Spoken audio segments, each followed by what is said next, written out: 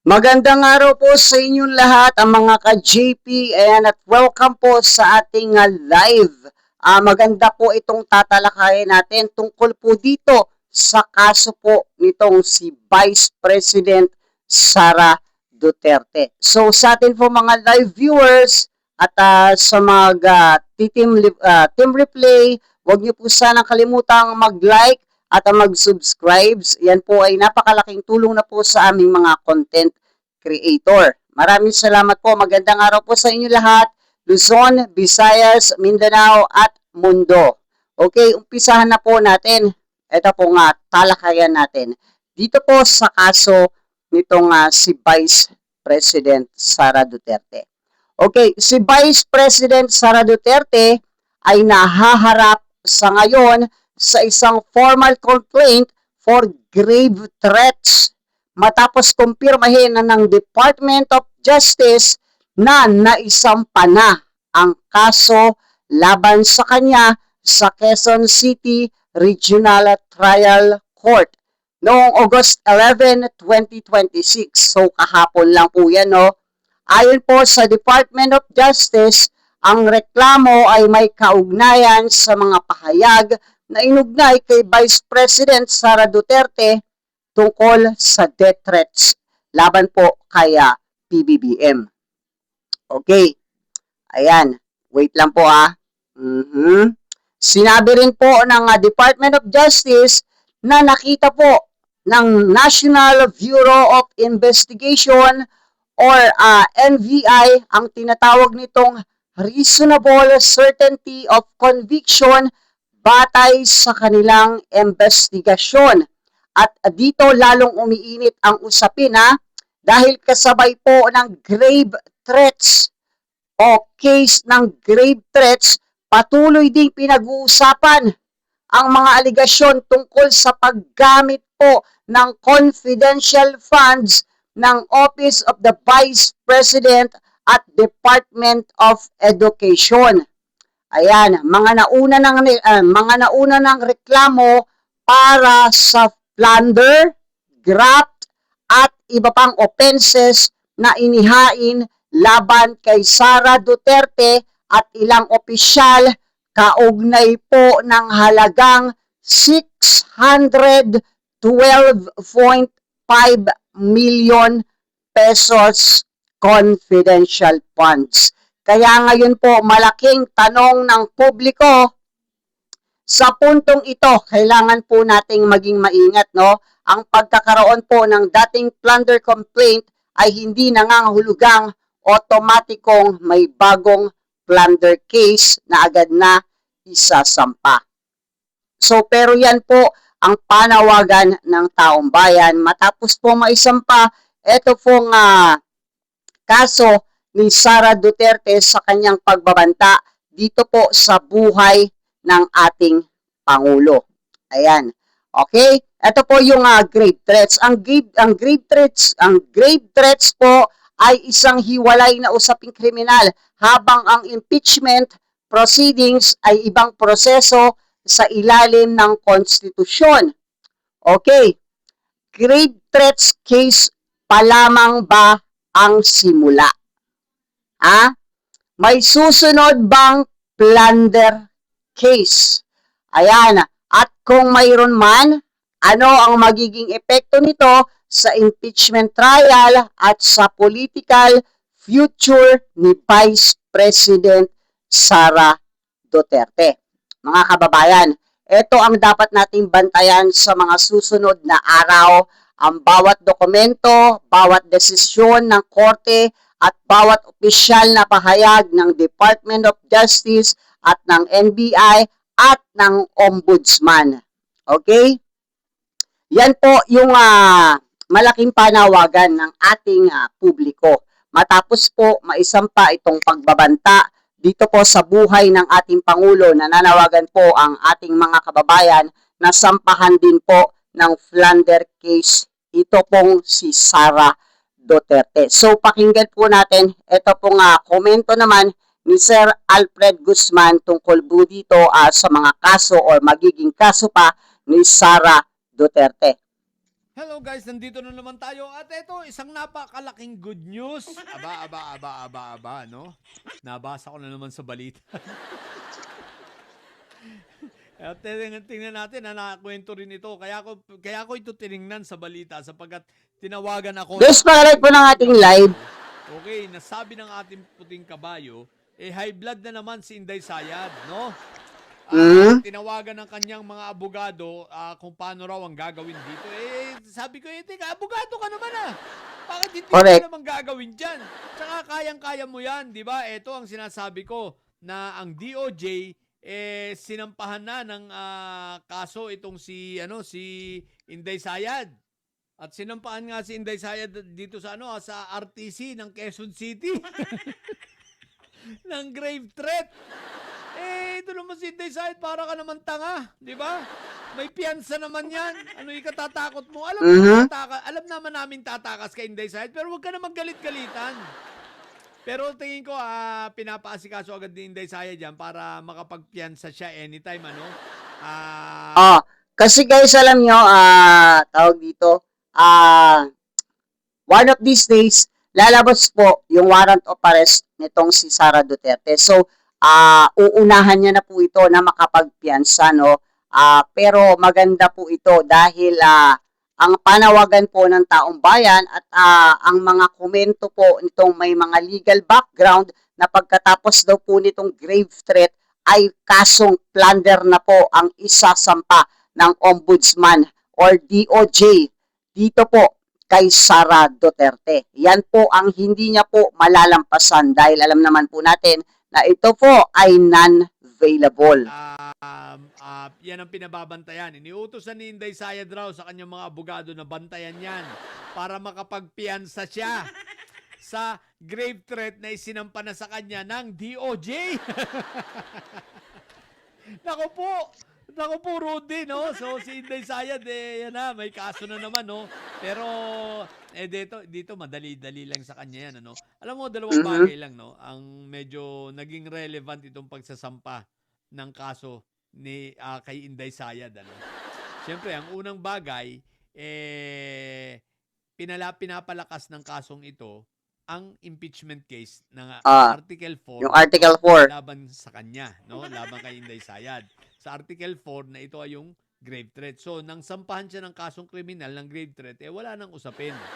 Wala nang usapin kung siya ba ay nagkasala o siya ba ay ginawa niya ito. Sapagkat maliwanag, nang ikaw ay sampahan ng kasong grave threat, talagang merong reasonable certainty of conviction. So, ibig sabihin, talagang ginawa mo, no? Malakas ang katotohanan na ito ay ginawa mo. So, Inday Sayad, pinagtibay nito ang usapin sa impeachment trial ng Article 4 na talagang ikaw ay may pagkakasala sa grave threat. At ito ay conduct of unbecoming a public official.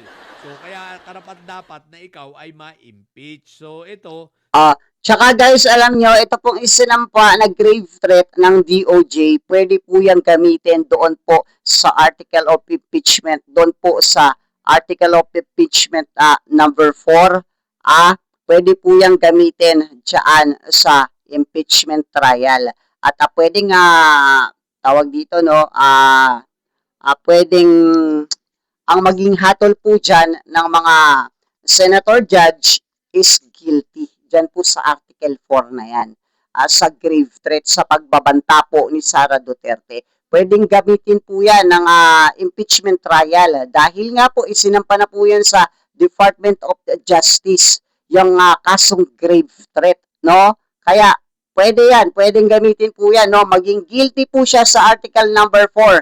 Diyan po sa pagbabanta niya sa buhay ng ating Pangulo. Mga senator judges, ito ay isa sa mga dapat ay pagkukunan ninyo ng referensya sa inyong pagdidesisyon na si Inday Sayad ay legit na nagkasala dahil sinampahan. Guilty po siya sa Article 4. So, ito ay isang pagsusog o ito ay isang pagsuporta sa inilalaban ng prosecution, inilalaban ng taong bayan na si Inday Sayad talaga ay nagbanta sa Pangulo.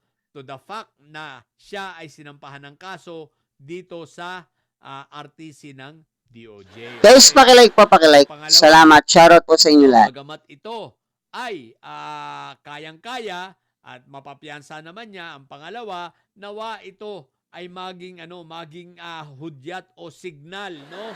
Na Congressman, Ombudsman Boying, baka naman, paggalawin na ang baso sa kasong correct. plunder nitong si Inday Sara. Yan. Isipin mo naunahan ka pa nito samantalang yung plunder, di ba, matagal nang natutulog sa'yo dyan. Matagal nang nasa table mo. Matagal na yung isinampa nila Shelo Magno na plunder case dito kala Inday Sayad, plunder at malversation, dito kay Inday Sayad kasama ang 15 pa. Aba, pagalawin na ang baso. Para sa ganon, makita na natin at masimulan na ang pagtakas ni Inday Sayad. Dahil sa pagtakas nito, at least mawawala na to sa Pilipinas, no? Sapagkat hindi naman ito magpapakulong Siguradong sigurado hindi ito magpapakulong. Ito ay tatakas, no? 100% yan, wala tayong kaduda-duda. Kaya please, Ombudsman, pagalawin na ang baso. Gusto na naming makita na yung plunder case ay umuusap. Ako duda po ako dyan. Ako duda po ako kay Ombudsman simula po nung simula po nung pumutok yung kaso po ni Ligarda at Libiste about po doon sa solar scam. Siya po ang nagsabi, no, na kapag hindi po bumalik itong si Ligarda, ay baka gusto niyang mapusasan sa airport pa lang. It means may alam po siya sa pag-alis ni Ligarda. So kahit wala pa po siyang pagharang na pwede siyang lumabas ng bansa, so kailangan may sumusubaybay na po sa kanya. Lumabas man po siya ng bansa or may sumunod. May magmanman kung saan po talaga yung exact location niya.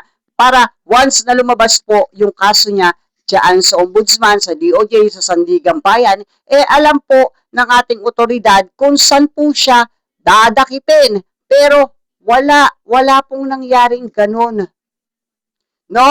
At ang kanya pong leave of absence, sabi ko na nga po sa ibang live ko, na August 3 to August 5 lang po. So naglaps na po ng 1 linggo dahil August 12 na po ngayon, pero until now, hindi pa po bumabalik itong si Ligarda kahit gumugulong na po ng 2 araw yung impeachment trial na napaka-importante na nandoon po yung mga active senators. Diba? Pero wala, hindi na po bumalik. So, naunahan pa po ng Department of Justice na sampahan ng kasong grave threat itong si Sara Duterte kaysa po dito sa Ombudsman. So, nananawagan po yung ating mga Pilipino na sabi nga ni Alfred, galawin nyo na po yung baso sa kasong plunder nitong si Sara Duterte sapagkat nakikita naman po natin na ang dami pong ebidensya na magpapatunay diyan po sa plunder case ni Sara Duterte. Tuloy pa po natin to. Hindi lang rito kay Inday Sayad, pati kay Iyutman, pati dito kay Buanggo, pati rito kay Manscarpio. Ano nang nangyari? Lahat ay nakapark dyan sa iyong opisina. Ombudsman Remulla, ikaw ay pinapapurihan ko. Ikaw ay pinapapurihan ko sa mga accomplishments mo. Marami-rami na yan pero baka nakakalimutan mo na itong mga ito, di ba? Paggalawin na ang baso ni Inday Sayad. Correct. Ang dami nang nakapark sa'yo. Pati nga kay Sabit Sipon, nakapark na dyan, di ba? Pero ang inuuna mo pa, pinipilit mong yung kila Kong Martin, di ba? Huwag na yan. Kasi nag-retract na nga Nag-retract na yung mga testigo, tapos ipipilit mo pa. Di ba? So mag-focus ka muna, please, pagalawin ang baso dito kay Inday Sayad sapagkat ang taong bayan ay naghihintay. Yung plunder case, matagal na yan Diba? Na natutulog dyan. So, kung gagalaw ang baso dyan, papalakpakan talaga lalo namin ikaw. Bagamat sabi ko nga sa'yo, pinupuri ka namin at pinasasalamatan sapagkat sa katotohanan, real talk lang, talaga namang marami ka na rin nagawa. At ito naman ay dahil nga sa nanibago ang taong bayan, dahil hindi nasanay ang taong bayan, na ang ombudsman ay may ginagawa. Kaya nasasabi namin na marami ka talagang nagawa. Dahil sa galing tayo sa isang ombudsman na inutil, isang ombudsman na sira ulo, isang ombudsman na bayaran na tuta ni Fentaboy na si Martires, di ba? Doon ang pinagdaanan natin. Kaya nga nang ikaw ay nandiriyan at nakita namin ang iyong mga pagkilos, aksyon, may mga nai-demanda, aba, pinapalakpakan ka naman namin, no? Kudos sa'yo dyan sa bagay na yan. Kaya lang, syempre, talagang may hinahanap pa rin kami at kulang pa. Kaya ombudsman, paggalawin ng baso ni Inday Sayad, gusto naming makita na maisampa dyan ang plunder case, no? At makita namin na talagang yan ay tumatakbo na at tumatakas. Sapagkat alam naman namin na yan ay tatakas. Okay? At walang kaduda-duda. Second, Okay, putulin lang muna natin, no. Ito, about sa confidential funds. May mga reklamong inihain na may kaugnayan sa paggamit ng confidential funds kabilang ang aligasyon tungkol sa daan-daang milyong pisong pondo. May mga nagsasabing dapat itong siyasatin ng mas malalim. Yan nga po yung sinasabi po natin. Pagalawin nyo po yung baso sa kasong plunder ni Sara Duterte dyan po sa ombudsman. Kasi nga po, majority ng Pilipino gusto talagang mapanagot ito pong si Sara Duterte. So, naumpisahan na po ng Department of Justice na masampahan ng kaso ito pong si Sara Duterte. So, sana ituloy-tuloy na po natin kasi meron naman pong basihan para sampahan po ng kasong plunder itong si Sara, no? Grabe po. Grabe na po yung tibay ng ebidensya na lumalabas na magtuturo diyan po sa kasong plunder case ni Sara Duterte. Kaya kami po nananawagan sa inyo, Ombudsman Remulla. Ayan, ang dami nyo na pong accomplishment. Pero kung ito po ay isasama nyo po sa accomplishment ninyo, grabe, papalakpak po halos 90% majority ng Filipino people dito po sa Pilipinas kapag nagawa nyo po yan na masampahan ng kasong plunder itong si Sara. Kasi nakikita naman po natin, no, ang titibay po ng mga ebidensya na lumalabas.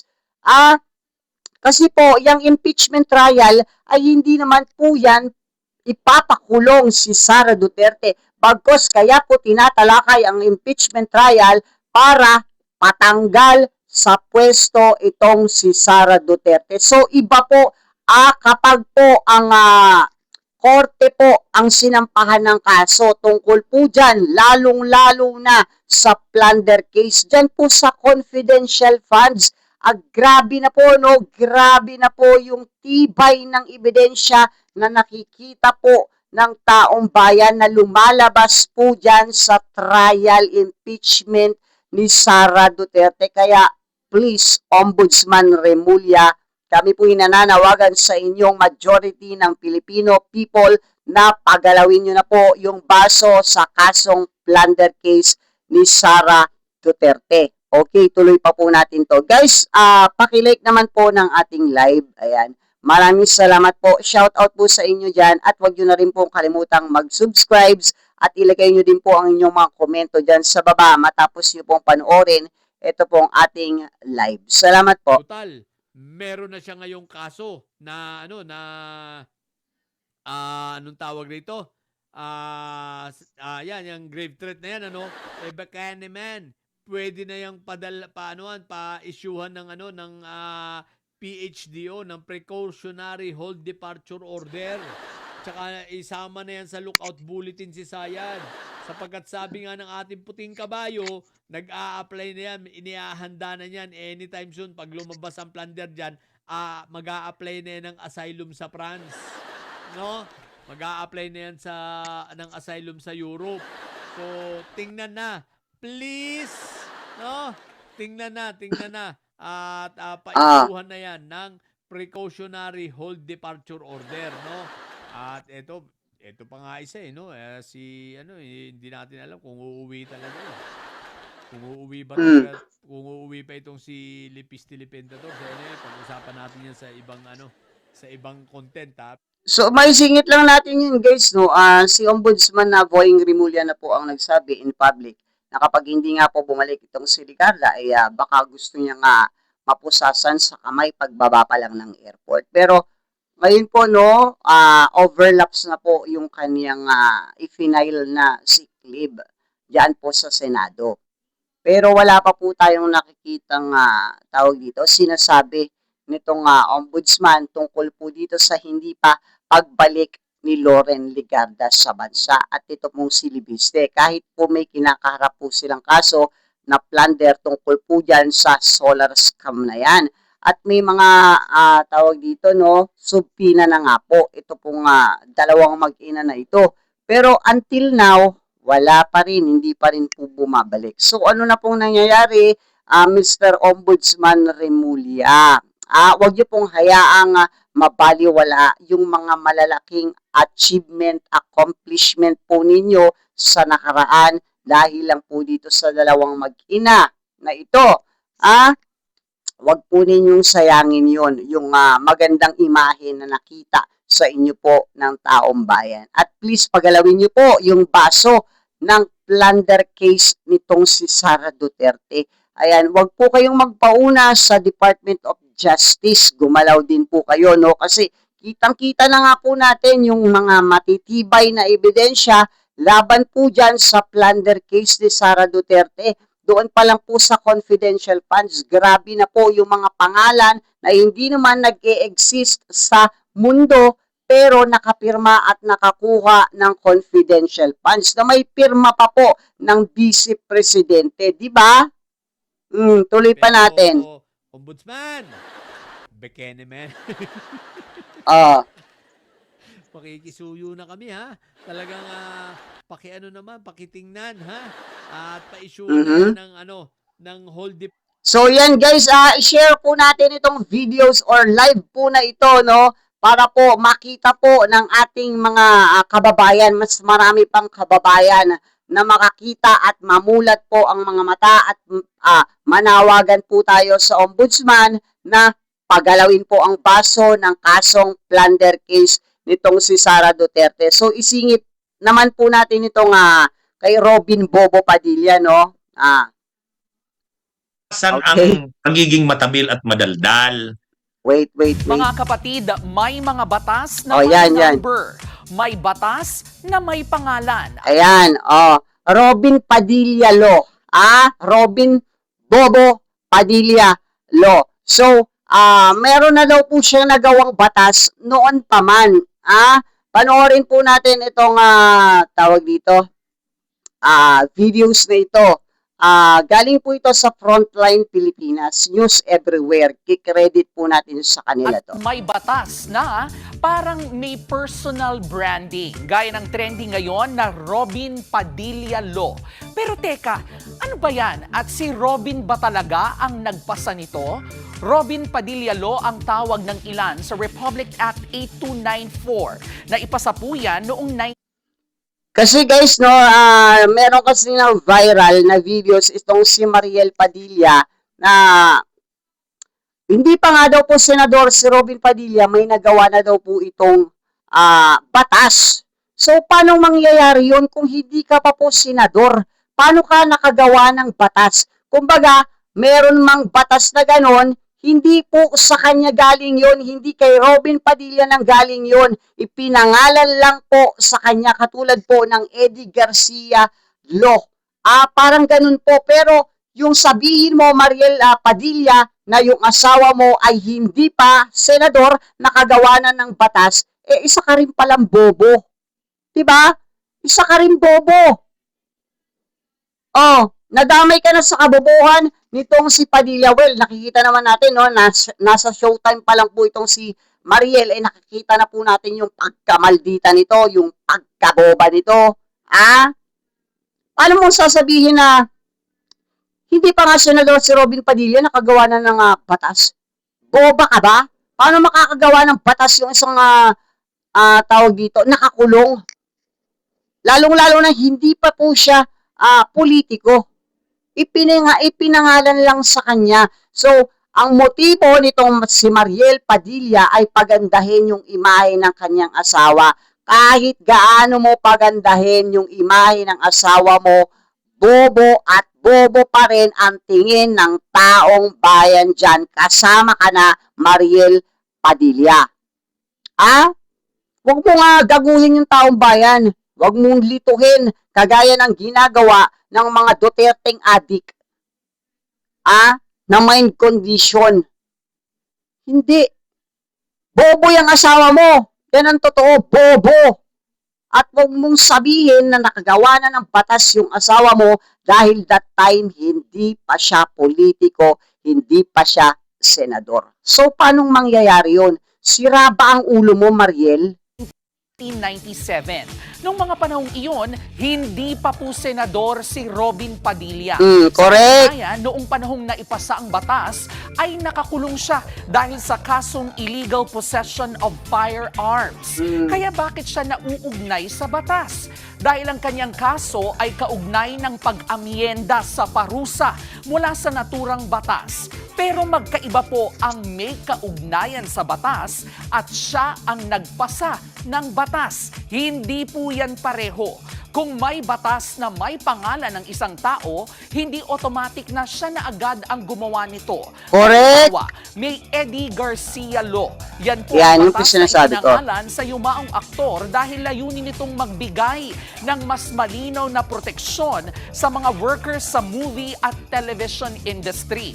Pero hindi naman ibig sabihin na si Eddie Garcia mismo ang nag-file, nagdebate at bumoto sa batas. Ganyan din ang tinatawag na Rizal Law na tungkol naman sa buhay at ambag ng ating pambansang bayani. Pangalan nila ang ginamit pero ipinasa ito sa proseso ng Kongreso. Ganon din dapat. So, yan po yung punto natin, no? Ito po kasing kumakalat na videos ni Mariel na sinasabi niya po dun sa videos na yon, hindi pa nga daw po politiko itong si Robin Padilla, nakagawa na daw po ng batas. Si Raulo po, no? Si Raulo. Grabe po ang kanyang ginagawang pag-mind conditioning sa atin pong mga kababayan. Ayan, nililito niya po yung isip, pinapaganda niya po yung imahe ng asawa niya para yung makakapanood po nun, ganun pala, hindi pa pala, tawag dito, no, hindi pa pala nakaupo itong si Robin Padilla, nakagawa na ng batas. Huwag po kayong maniniwala sa mga ganyang videos. Fake news po yan. Kumbaga, pinapaganda niya lang po yung imahe ng kanyang asawa. Ito po hindi po yan makakagawa ng batas dahil unang-una, hindi pa po siya politiko o senador ng panahon na yan. So, paano po siya makakagawa ng batas? So, katulad na rin po siya ng asawa niyang bobo, no? Si Mariel ay boba na rin. Tuloy, ang dami ng mga kaibigan niyang artista na nag-unfollow na sa kanya dahil sa ginagawa niyang pagtatanggol sa kanyang asawa. Well, hindi naman natin siya masisisi dahil asawa niya yan. Pero dapat itama mo yung asawa mo sa katangahan at sa kabobohan niya at sa pagka-one-sided niya. Diba? Sabihan mo lang yung asawa mo, nagayahin niya na lang si Lito Lapid na hindi na lang magsalita, makinig na lang, hayaan na lang yung kanilang mga legal background ang gumawa or magsabi tungkol sa kung ano yung gagawin niya. Diba? Less talk, less mistake. Ito, talagang pabida. Pero lahat ng kanyang mga sinasabi at opinion ay puro palpak, puro katangahan, puro kabobohan. Diba? Grabe, no? So, isiningit lang po natin itong dito kay Padilla, no? Dito po sa topic natin about dito sa plunder case ni Sara Duterte. Guys, sa mga nanonood po sa atin ngayon at sa mga mag-titim replay, please i-share nyo po itong ating live or videos after nating mag-end live para po i-recommend pa po ni YouTube sa mas marami pa pong makapanood at ipanawagan po natin na pakilusin na po yung baso sa plunder case ni Sara Duterte ng ating ombudsman. Sa inyo naman po, Ombudsman Boying Rimulya, huwag niyo pong sayangin yung inyo pong mga naging malalaking achievements. So, ipagpatuloy niyo po para lalo pa pong gumanda yung paningin ng taong bayan sa inyo na wala po kayong kinakatigan kahit na po napakalaking tao.